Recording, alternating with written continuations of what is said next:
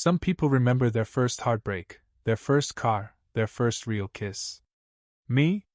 I remember the first time my bones made a sound they absolutely should not have made, and the moment I realized that no one was coming to help. But let me rewind. It was a Tuesday. The kind of Tuesday that feels like it's actively trying to ruin your life. Cold wind, cafeteria pizza that could have doubled as roofing material, and I'd just bombed a math quiz that I was weirdly confident about. I was 15. A sophomore with an awkward haircut, second-hand sneakers, and a growing suspicion that my family didn't really like me, not in the "Ugh, you're so annoying" way, but in the "we regret the hospital bill" kind of way. After school, I stayed behind to help the track coach pack up hurdles.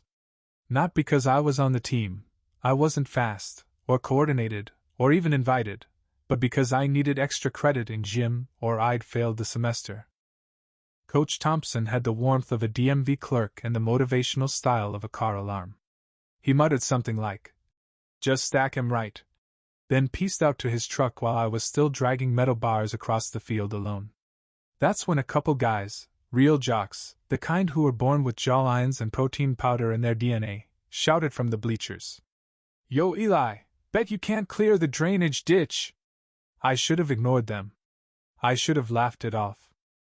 But being 15 is like living in a constant state of identity crisis and testosterone poisoning.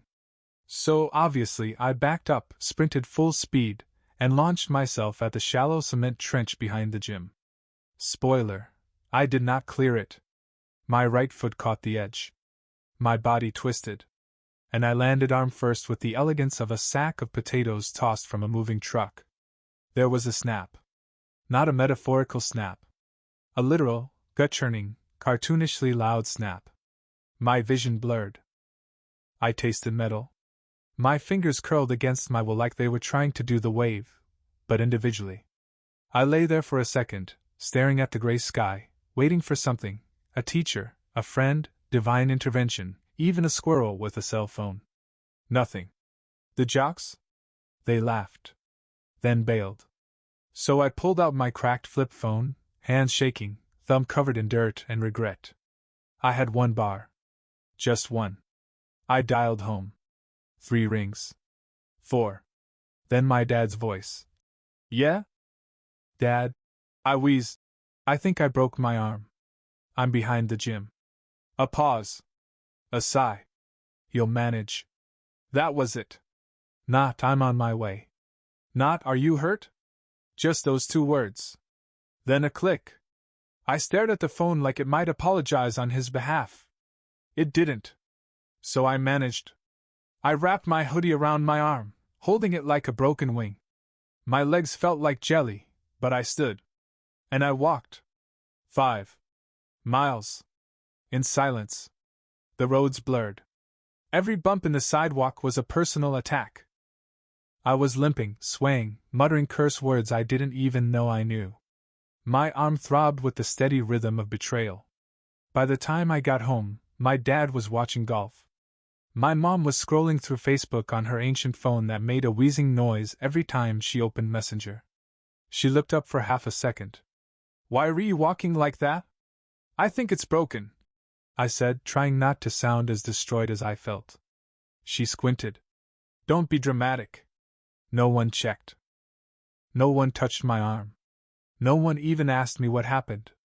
The next morning, I took the city bus to the ER by myself. My forearm had swollen to the size of a burrito and was turning the kind of purple that usually gets cartoon characters sued. The doctor looked horrified. The nurse called me "sweetheart" and brought me a granola bar while they took x-rays. Fractured radius. Dislocated shoulder. Mild concussion. Neglected childhood. 6 weeks in a cast. I wrapped it in duct tape because my mom said I didn't need one of those fancy sleeve things. I learned to write left-handed. Made up excuses at school. Said I fell off my bike. Said it didn't hurt. Said it was no big deal. It was a big deal. Not the break, the silence after. Something else snapped that day, something the x-rays couldn't see. I stopped asking for help. Stopped believing anyone would show up. And somewhere deep in my 15-year-old chest, I made a quiet promise. If I ever made it out of that house, they'd never hear me ask for anything again. The thing about healing a broken arm on your own? You don't just learn how to wrap a cast or pop painkillers without gagging. You learn how to hide. You learn to laugh before they do. Shrug it off before they can ask questions. You learn that most people are uncomfortable with quiet pain, so you turn it into a joke. By 16, I had a library of one-liners about that busted arm. Bike accident, ninja training gone wrong, just trying to fly, guess gravity won. No one questioned it. No one looked closer. That suited me just fine. Home didn't change, by the way. If anything, it calcified. My mom still spent more time arguing with strangers on Facebook than talking to me. My dad's greatest contribution to my life was, "Don't use the good towels." So I got a job. Not the, "my parents want me to learn responsibility" kind of job. The need food, need bus fare, need out kind. I stocked shelves at Calhoun's grocery on 5th and Maple. Minimum wage, backaches, and a manager named Kurt who spoke only in passive-aggressive sighs. But it was mine. I saved every penny in a coffee tin hidden behind a stack of old schoolbooks. Labeled it eject button. Some kids dreamed about prom, or spring break, or getting their license. I dreamed about a one-bedroom with no yelling and a working lock. School was just survival. I wasn't a loner by choice.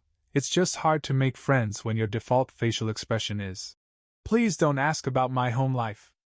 I kept my head down, ate lunch in the art room, and turned in assignments early so teachers would leave me alone. But something weird happened junior year. I liked anatomy. Actually liked it. Mrs. Wyatt was this chain-smoking legend of a teacher who wore orthopedic shoes and called everyone kiddo. She had zero patience for slackers, but she once caught me staying after class tracing muscle groups from the textbook, and instead of mocking me like my dad would've, she just said, "You ever think about medicine, Eli?" I laughed. She didn't. "Seriously," she said, "you've got a brain for it. And you actually give a damn. That's rare." That one sentence cracked something open in me. A small light. A maybe. I started paying attention.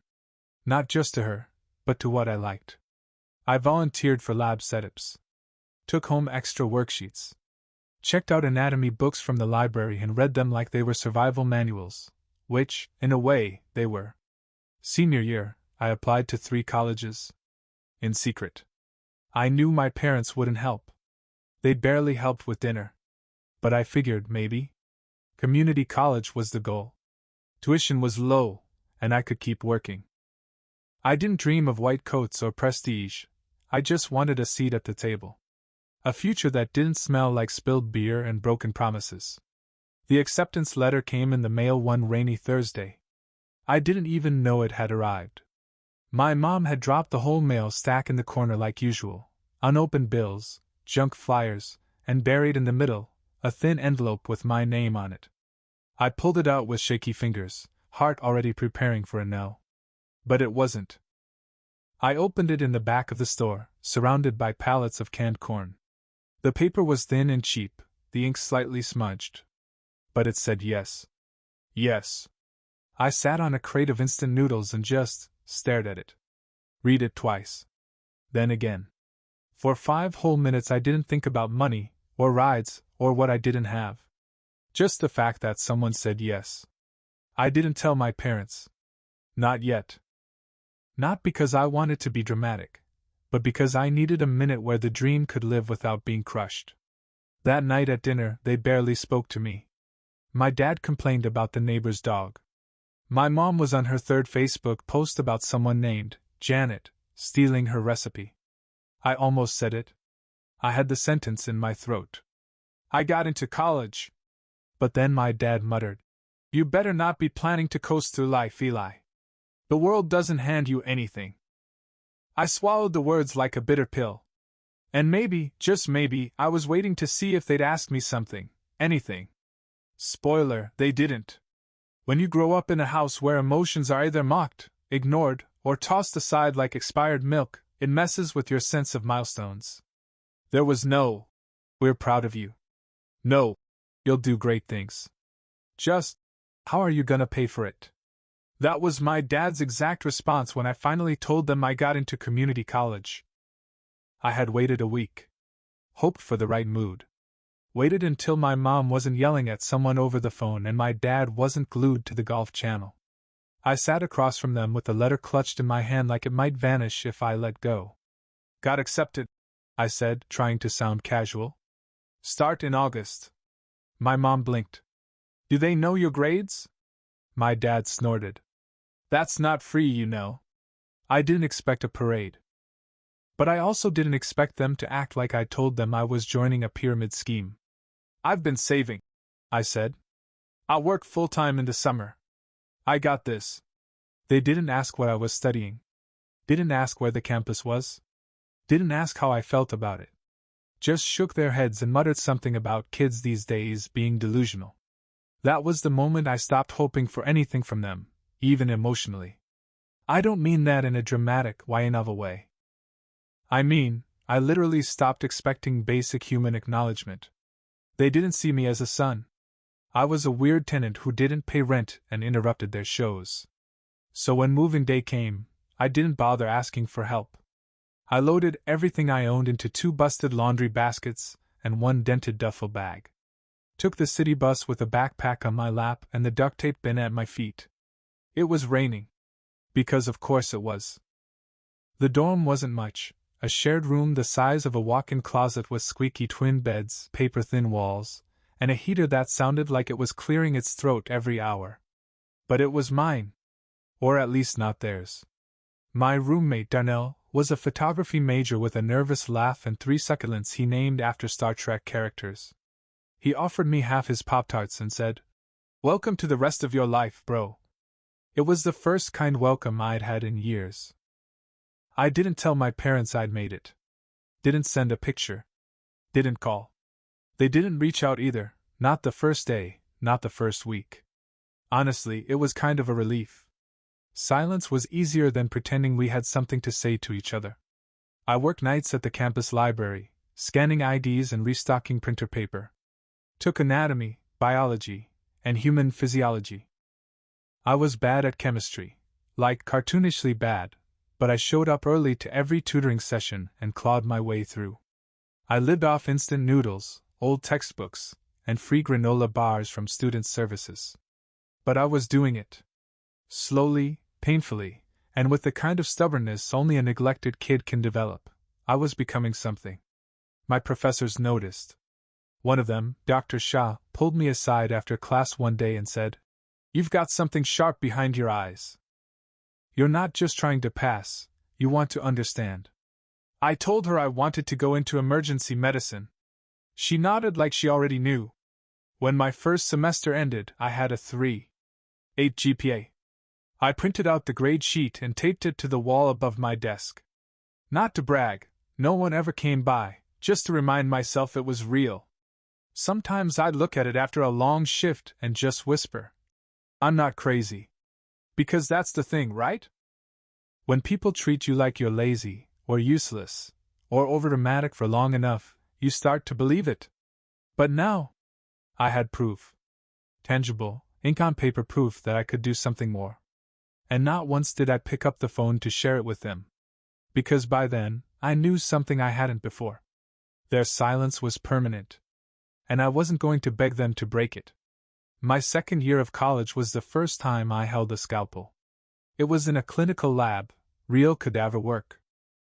Most of the class was either horrified or pretending they weren't. I was calm. Not cold. Not detached. Just focused. There's something about being in the presence of what used to be life that strips away all the noise. You don't think about rent or parents, or the fact that your hoodie still smells like the dorm's laundry room. You think about anatomy, structure, function, damage, repair. And for the first time in my life, I wasn't just reacting to pain, I was learning how to treat it. Dr. Shah, yeah, the same professor who said I had something sharp behind my eyes, noticed. By the end of that year, she pulled me aside and said, I'm nominating you for the EMT Fast Track program. If you want it. Want it? I would have volunteered to sleep on a stretcher if it meant getting closer to the ER. That summer I trained on trauma dummies, practiced intubation, did CPR on mannequins that always looked way too chill for being in cardiac arrest. My partner, a guy named Leo, used to say, "Man, you're way too calm. You were born for this." I never told him it wasn't calmness, it was desperation. Desperation to be useful. Needed. Worth something. My first real emergency call came on a Friday. A car crash on the edge of town. 2 vehicles. One flipped. Blood on the pavement like someone had spilled cherry soda across the asphalt. It was chaos. Screaming. Smoke. Horns blaring like alarms. My hands didn't shake. We stabilized the teen with a collapsed lung. I held pressure on a wound for 10 straight minutes while the fire crew cut the door open. When we got to the hospital, the attending doc looked me over and said, "You planning to go med?" I nodded, trying not to pass out from adrenaline. "Then keep going," he said. "You've got hands." That was the moment I knew, like really knew, I wasn't just surviving anymore. I was building something. That year, I applied to 4 med schools. Got 2 rejections, 1 waitlist and 1 yes from a small but scrappy program with an accelerated emergency track. I cried for 5 minutes in the bathroom stall at work, wiped my face, then went right back to restocking tongue depressors. I never told my parents. They hadn't spoken to me in over a year. Not out of malice, just apathy. My mom had texted once something like, "Did you take the blender?"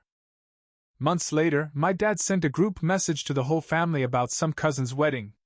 Didn't even use my name. I didn't reply. By then, I'd learned a weird truth. Sometimes silence isn't just absence. It's a boundary. And in my case, it was the safest one I had. Med school was brutal. Don't let anyone romanticize it. I pulled 20-hour days, lived off coffee and adrenaline, and watched classmates drop out one by one. But I clung to it. Clung hard. And slowly, people started to know my name, not because of pity, but because of performance. I made it onto a trauma rotation during my 2nd year, unheard of. I assisted on my first chest tube. Responded to my first code blue. Held a mother's hand while her son coded behind the curtain. I didn't freeze. I didn't fold. I functioned. And every time I left that hospital, badge around my neck, scrub stained, body buzzing, I thought about that 15-year-old kid walking 5 miles with a shattered arm and no ride. I don't think I forgave my parents. But I stopped waiting for them to care.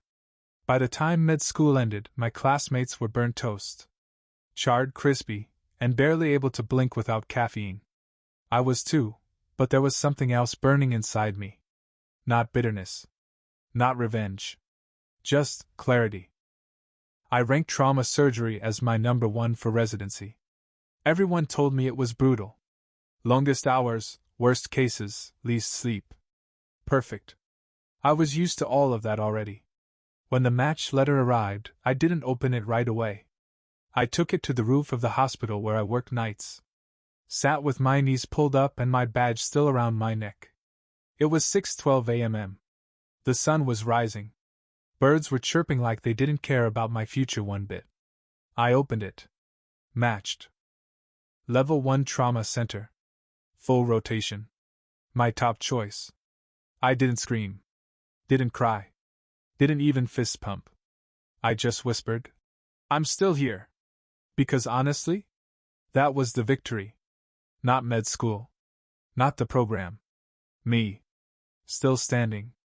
The first time my name was stitched into my coat, I stared at it for 10 minutes. Dr. Eli Morrison. It didn't feel real. Like someone had photoshopped my name onto a stranger's identity. But the stitching was real. Sharp. Permanent. There was something poetic about the fact that I, the broken kid who'd once limped home 5 miles alone, was now being handed scalpels and responsibility and beepers that never slept. I wore the coat home like armor. People in the hospital started to know me. Nurses nodded when I passed. Attendings gave me the side eye of cautious approval. Interns asked me for help. One of the older surgeons, Dr. Klein, a walking fossil with eyes like X-rays, cornered me in the lounge one day. Said, "You're the quiet one, aren't you?" I nodded. He smirked. "Good. Quiet ones last longer." And then one day, after a hellish 18-hour shift, I walked into the break room and saw a message on the whiteboard. "Morrison, admin wants you on the East Wing naming committee." At first, I thought it was a joke. But no. They were naming a new trauma wing. A big one. Donations came through. Grants approved. And since I was part of the youngest team on rotation, they wanted a few of us involved in the presentation. I didn't sleep for 2 days prepping the pitch. Poured my whole story, anonymously, into it. Talked about kids who fall through cracks. About building facilities that meet people where they are. About turning pain into purpose. The board loved it. 3 months later, the wing was approved. 6 months after that, I stood in front of a covered plaque on a freshly waxed hospital floor. They handed me the string. I pulled it. And there it was. The Morrison Trauma Wing. I didn't speak. I couldn't. Just stood there, chest tight, eyes blinking hard against the lights. Someone in the back clapped. Then the rest joined. I stayed quiet the whole time. Smiled. Nodded. Thanked the board. Then went back to work like nothing happened. But later that night, in the on-call room, I pulled out my phone. No texts. No missed calls. Just me. My name. On a wing built to treat people like the kid I used to be. And for a second, I wanted to tell someone. But I had no one to tell. So I just stared at the photo of the plaque and thought, they'll find out eventually. And when they do, it won't be from me. The ER was chaos, standard Friday night nonsense. Someone got kicked in the face at a wedding. Someone else fell off a roof trying to impress a girl with a backflip. A third guy got his hand stuck in a Pringles can and refused to let us cut it. I was running on 4 hours of sleep and half a protein bar I'd stolen from the nurse's lounge. Another 12-hour shift, and no end in sight. Just as I peeled off my gloves after patching up a dislocated shoulder, a nurse burst through the double doors. "Dr. Morrison, incoming MVA. Male, 50s, blunt chest trauma, borderline hypotensive. Vitals stable but deteriorating. Trauma 3. I gave a tired nod, waved a hand for prep, and grabbed the next chart. Name, Charles Morrison. At first, I didn't flinch. Morrison isn't exactly rare. But the age. The emergency contact. The hometown. I stared at it for a beat too long. Then I turned the page. Janice Morrison. I felt the air around me thin out. The kind of pressure that squeezes your ribs and makes your ears ring. No way. It couldn't be. I walked into Trauma 3 with my chest caved in from the inside. And there he was. My dad. More gray, more wrinkles, same furrowed brow and jaw that always looked clenched, even while unconscious. He was strapped to a gurney, chest bruised, oxygen line running under his nose, moaning faintly with every breath. Next to him, pacing like she had somewhere better to be, was my mother. Same haircut. Same fake gold necklace she wore to church. Same expression like everything was somehow beneath her. She hadn't seen me yet. I stepped closer and began the assessment mechanically. Charles Morrison, 52, blunt trauma to the thoracic cavity. Suspected fractured ribs, possible pulmonary contusion. BP low, heart rate elevated. We need imaging stat, and I want labs prepped before. Eli? I turned my head slow. My mother's voice cracked on the second syllable. She blinked twice, like she wasn't sure what she was seeing. She stepped closer. What? What are you? I didn't answer. Didn't even look at her. Just turned to the attending physician. I'll assist with prep. Let's get a thoracic panel, and page cardio if the echo flags anything. My voice was calm. Clinical. Dead even. But inside? I was 12 again. 15 again. Limping through the rain with a busted arm and a phone that never rang back. My mom tried again. Eli. Why didn't you tell us you were a doctor? I almost laughed. Tell them? Tell the people who called me dramatic for icing my own injuries? Tell the people who threw silence at me like it was love? He needs imaging, I said, brushing past her. I didn't even look back. She sputtered behind me, trying to form something between guilt and curiosity. Wait, Eli, are you the same? She gestured vaguely at the wall behind me, like the trauma wing plaque had just clicked. But I didn't stop walking. I held the clipboard so tightly my knuckles turned white. I knew this day might come. Knew the odds of them stumbling into my hospital were low but never zero. Still, no part of me had prepared for how empty I'd feel in that moment. Not rage. Not sadness. Just nothing. Like a chapter closing quietly. When the nurse came in to ask if I wanted to be listed as family on the file, I replied, "No. I'm just the trauma doc." The next morning, I walked past Trauma 3 like it was any other room. Except it wasn't. Behind that curtain was the man who once looked me in the eye while I held a fractured arm and said, "You'll manage." Now he was on oxygen, on monitors, on borrowed time, and I was the one holding the chart. The irony was thicker than the hospital coffee. I didn't go in. Not because I was afraid, but because I had nothing left to say. Every word I'd ever wanted to scream, every question, every ache, had long since calcified into silence. But the universe? It wasn't done. Around 11 a.m., I got paged to join a brief tour for a visiting group of community donors. Mostly older folks, alumni, board members, the types who like shaking hands and pretending they understand what it means to hold someone's life together with gauze and adrenaline. I wasn't thrilled, but I slapped on a fresh coat, combed my hair, and walked them through the halls with my best, functional adult, smile. What I didn't expect was my mother. She was at the end of the corridor. Just standing there like a ghost who'd wandered into the wrong afterlife. She wasn't wearing hospital visitor tags. She must have followed a nurse or wandered down the wrong hallway. I caught her staring up at one of the big, brushed steel signs mounted by the double doors. I knew what it said. She didn't, not yet. I walked over slowly. Professional smile still plastered on. She looked up when I reached her. "You're not supposed to be on this floor," I said evenly. I was looking for the cafeteria," she said. She wasn't. We both knew it. Her eyes drifted back to the plaque. The Morrison Trauma Wing. Established 20XX. In honor of perseverance, resilience, and care that cannot be taught, only lived. Below that, a small engraving. Dr. Eli Morrison, M.D. She stared at it like it was a trick. Like she expected Ashton Kutcher to pop out and yell, "Punked! This is you?" she finally said. I turned slightly. "You read it. You funded this?" "Contributed," I replied. "And helped design it. I wanted it built right. For people like me." Her face did this twitch, like her features were trying to form emotion but weren't used to the muscle movement. "We didn't know," she said softly. "I know." There was a long silence. The kind that stretches across years, not seconds. "Your father," she started. He's proud, you know." I looked her dead in the eye. "No, he's not. He doesn't know how to be."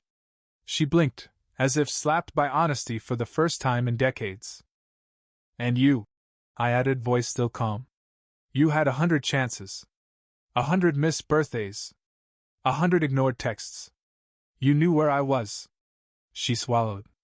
"We thought, maybe you didn't want us anymore." That made me laugh.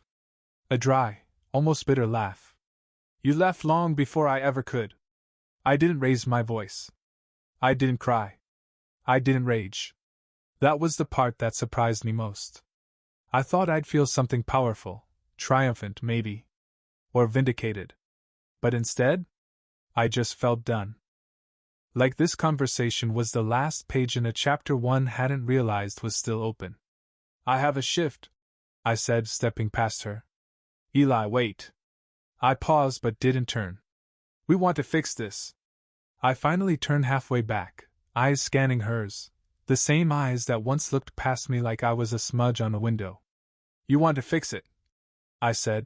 Because now you can see what it cost you. I walked away. Not out of anger, but because there was nothing else to salvage. 3 days after the plaque, my dad was discharged. No grand gesture. No thanks. Not even a nod. He didn't look at me once on his way out. Walked past the nurses, 4 out, wristband off, and head down, like a man trying not to drown in his own silence. My mom trailed behind him, purse clutched like a shield. She looked at me just before the elevator doors closed. I didn't smile. Didn't wave. Didn't say goodbye. I went back to my rounds. The next week was a blur. A teen overdose. A kid with a screwdriver through his hand. A retired plumber who coded in front of his wife. Real lives. Real pain. Real work. People who needed someone present. Not perfect. Just present. Late one night, around 2 a.m. I sat alone in the staff lounge. Fluorescent lights buzzing. Coffee cold. My coat folded in my lap. I looked at the patch on the sleeve. Morrison Trauma Wing. It still didn't feel real. I pulled out my phone. No messages. No missed calls. Not that I was expecting any. And maybe that was the point. I had spent most of my life chasing things I thought I needed from people who didn't have the tools to give them. A word. A gesture. A reason. Anything. But now I had something better. A wing full of second chances. A team who knew me as Dr. Morrison. A hallway with my name on the wall, not because of luck, but because I made it matter. Some nights, I still think about that 15-year-old version of me. Soaking wet. Arm broken. Limping 5 miles home with nothing but stubbornness and silence. If I could go back, I wouldn't try to warn him or comfort him or even promise it'll get better. I'd just walk beside him.